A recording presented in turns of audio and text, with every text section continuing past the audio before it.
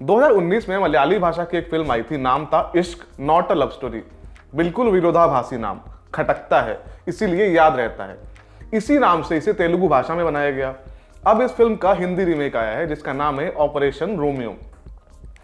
एक चीज साफ कर दी जाए कि ये मलयाली फिल्म की रीमेक है, इसलिए आगे की बातचीत में गाहे बगाहे दोनों फिल्मों की तुलना होती रहेगी ताकि चीजों को बेहतर तरीके से समझा जा सके।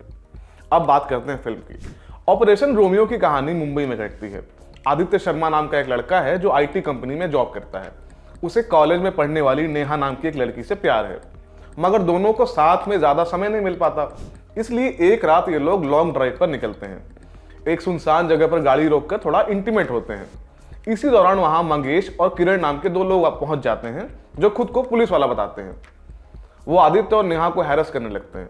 घंटों उन्हें डराने, धमकाने और परेशान करने के बाद पैसे लेकर मंगेश उन्हें छोड़ देता है। नेहा वो कॉलेज ड्रॉप करने के टाइम आदित्य उसे पूछता है कि मंगेश ने उसके साथ क्या बदसलूकी की। नेहा से कोई जवाब नहीं मिलता है। बदले की भावना से आदित्य खुद ही ये पता करने निकल जाता है कि नेहा के साथ उस रात हुआ क्या था। उसका बदला पूरा होता है कि नहीं, नेहा के साथ वाकई उस रात क्या हुआ था, क्या इस घटना के बाद नेहा और आदित्य कभी साथ आ पाते हैं, ये जानने के लिए आपको ऑपरेशन रोमियो देखनी पड़ेगी।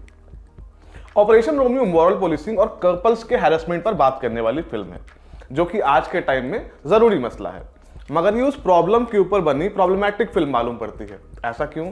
ऐसा इसलिए क्योंकि ये फिल्म मॉरल पुलिसिंग को गलत बताने के चक्कर में खुद कई सारी गलत चीजें करती है। ये बात ठीक है कि ये रीमेक है, मगर जरूरी नहीं है कि अगर ओरिजिनल फिल्म में दिक्कतें थीं तो आप रीमेक में भी उन्हीं गलतियों को दोहराएं। उसे दूसरे पर्सपेक्टिव से देखकर उसे सुधारा जा सकता था, उसमें कुछ नया जोड़ा जा सकता था, पुराना घटाया जा सकता था। उससे होता ये कि ऑपरेशन रोमियो के पास कहने के लिए कुछ अलग होता, जिसका इम्पैक्ट शायद ओरिजिनल फिल्म से भी ज्यादा पड़ता। इश्क की कहानी कोची में घटती है। छोटा शहर है, लड़का लड़की को शादी से पहले साथ देखकर समाज की भवें तन जाती हैं। मगर ऑपरेशन रोमियो मुंबई में घटती है। मुंबई देश के सबसे चिल्ड आउट इलाकों में से है। मॉडर्न आउटलुक है उस शहर का। लोग अपनी लाइफ में इतने बिजी हैं कि उनके पास दूसरों के जीवन में झांकने का समय नहीं है। ऐसे में आदित्य और नेहा के साथ मुंबई में ये सब होता देख बहुत कन्विंसिंग नहीं लगता। प्लस उस सिचुएशन में आदित्य जैसे रिएक्ट करता है वो भी बहुत यकीनी नहीं है। मगर ऐसा नहीं है कि आप उस चीज पर बिल्कुल यकीन नहीं कर सकते हो। जो चीज उस कपल के साथ इस फिल्म में होती है वो देश के किसी भी हिस्से में किसी के साथ भी हो सकती है, इसमें कहीं कोई दो राय नहीं है।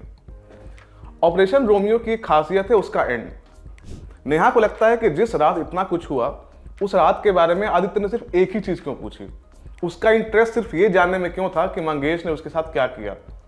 वो ये बात आदित्य से भी पूछती है, मगर आदित्य उसका जवाब नहीं देता, टॉपिक चेंज कर देता है।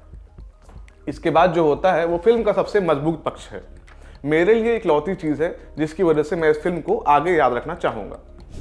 ऑपरेशन रोमियो को देखते हुए आपके भीतर वो खौफ, खींच और घुटन का भाव पैदा होता है, मगर उसकी इंटेंसिटी इश्क के आसपास भी नहीं पहुंच पाती, क्योंकि इश्क में शेन निगम और शाइन टॉम चाकू जैसे एक्टर्स की तोड़फोड़ परफॉर्मेंस ने फिल्म को एक नॉच ऊपर पहुंचा दिया था। ऑपरेशन रोमियो में सिद्धांत गुप्ता ने आदित्य का रोल किया है। आदित्य एक आईटी फर्म में जॉब करता है, मुंबई में बहन और मम्मी के साथ रहता है। हमें सिर्फ उसका रिएक्शन देखने को मिलता है। वो जैसे रिएक्ट कर रहा है उसकी क्या वजह है इस बारे में हमें नहीं बताया जाता।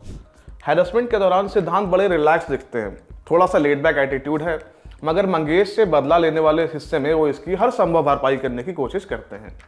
नेहा का रोल किया है वेदिका पिंटो ने। वेदिका को ऋत्विज की वीडियो लिगी में देखा गया था। फिल्म में वेदिका के पास करने को ज्यादा कुछ नहीं है, मगर वो पहली फिल्म के लिहाज से कॉन्फिडेंट लगते हैं। ऑपरेशन रोमियो के दो सबसे मजबूत स्तंभ हैं मंगेश और किरण के किरदार। मंगेश का रोल किया है शरद केलकर ने। ये नेगेटिव कैरेक्टर है, मगर फिल्म के विलन को अपने परिवार के साथ नॉर्मल देखकर मानो एक भ्रम टूटता है। विलन लोगों की बड़ी सॉफ्ट स्टोरी होती है, उनकी एक ओरिजिन स्टोरी होती है, यानी आज वो जो गलत कर रहा है उसके पीछे की क्या कहानी है। मंगेश के जीवन में ऐसा कुछ नहीं है, वो रेगुलर फैमिली मैन है। शरद केलकर को इस तरह के मजबूत रोल्स में परफॉर्म करते देखना बढ़िया अनुभव है। किरण का रोल किया है किशोर कदम ने। ये आदमी जो कुछ भी करता है वो आपको अलग और एक्साइटिंग लगने लगता है। कुल जमा बात यह है कि ऑपरेशन रोमियो एक फेथफुल रीमेक है, मगर किसी भी फिल्म के होने का जस्टिफिकेशन सिर्फ ये नहीं हो सकता, क्योंकि आप आज के टाइम में एक ऐसे विषय पर बात कर रहे हैं जो बहुत प्रासंगिक है, जिस पर कम बात होती है, मगर उसका ट्रीटमेंट अजीबोगरीब है। ये फिल्म एक गलत चीज को गलत बताने के फेर में खुद कई सारी गलतियां करती हैं। इसका मतलब ये नहीं है कि इस फिल्म को सिरे से खारिज कर दिया जाए।